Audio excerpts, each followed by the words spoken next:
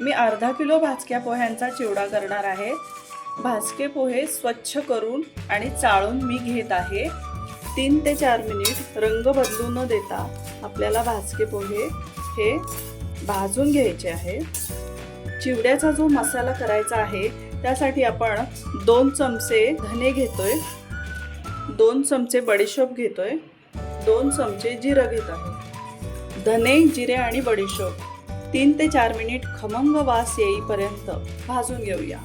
कढई तापायला ठेवलेली आहे। कढईमध्ये आपण 5 पळ्या तेल घालून घेऊया। यामध्ये आपण 1 वाटी म्हणजे 100 ग्रॅम एवढे शेंगदाणे तळून घेऊया।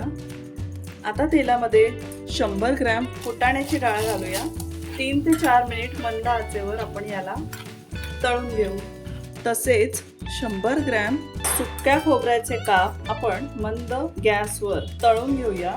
यामध्ये आता आपण मनुके तळून घेऊया। एक अख्खा लसणाच्या पाकळ्या उभ्या बारीक चिरून लालसर रंग येईपर्यंत तळून घेऊया।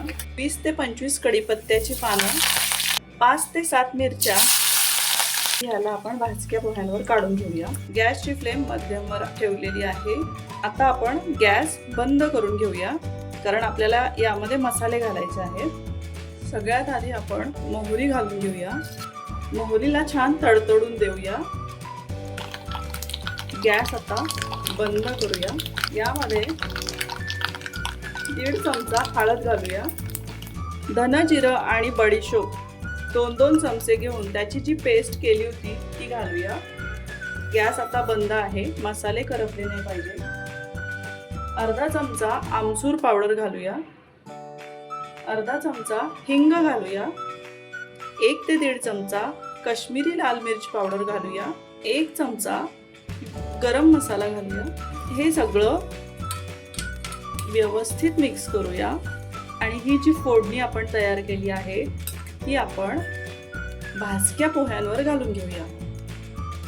आता हे सर्व आपण व्यवस्थित मिक्स करून घेऊया।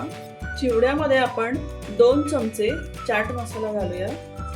1 चमचा पिठी साखर घालूया। आता याला व्यवस्थित मिक्स करून घेऊया। दिवाळीसाठी स्पेशल चटपटीत भाजक्या पोह्यांचा चिवडा तयार आहे।